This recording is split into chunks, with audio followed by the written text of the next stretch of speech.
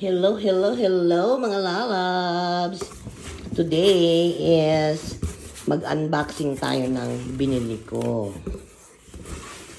Okay, gaano ba ka-importante ang perfect fit ng isang sapatos sa paa ng tao? Okay? As I get older, napapansin ko, nag-shrink yung aking paa.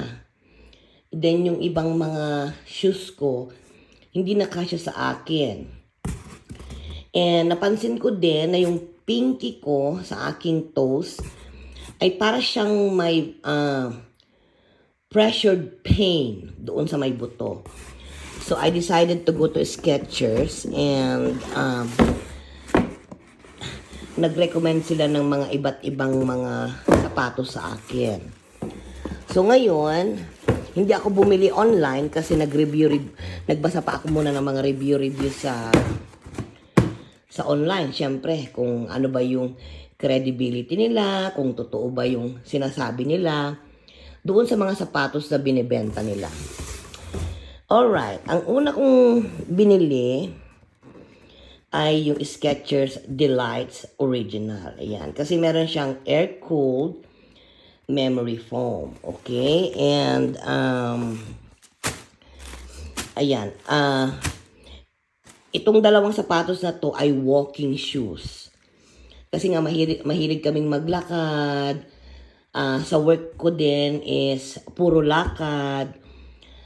Kaya importante na maganda yung sapatos natin. Kasi yan yung bumubuhat sa iyo eh. Yan yung kasama mo kapag ikaw ay nasa trabaho. Okay? So, ito yung una kong style na binili. Mahilig ako sa black and white shoes lang. Hindi ako mahilig sa may mga kulay. Ito, yan siya. Okay? At mahilig din ako sa mga tawag nito, yung mga shoes na hindi na sinisintas. Okay, ayan. Okay, katulad niyan, yan o, may ano siya dyan na may mga instructions siya. Yan, very simple lang at ito, importante ito. Ito kasi, ito yung protection mo doon sa tawag nito, yung nagkakabit, yung ugat or buto na nagkakabit sa paa mo at saka sa legs mo. Yan, importante yan na meron kang protector na ganyan. Okay, so yan yung isa. Ayan, di ko nga napansin may mga glitters, pero hayaan mo na. Silver naman ang glitters, kaya may bato-bato pa. Umalay-malay mo na, diamante yan. So, yan yung una. Okay? Ito yung pangalawa.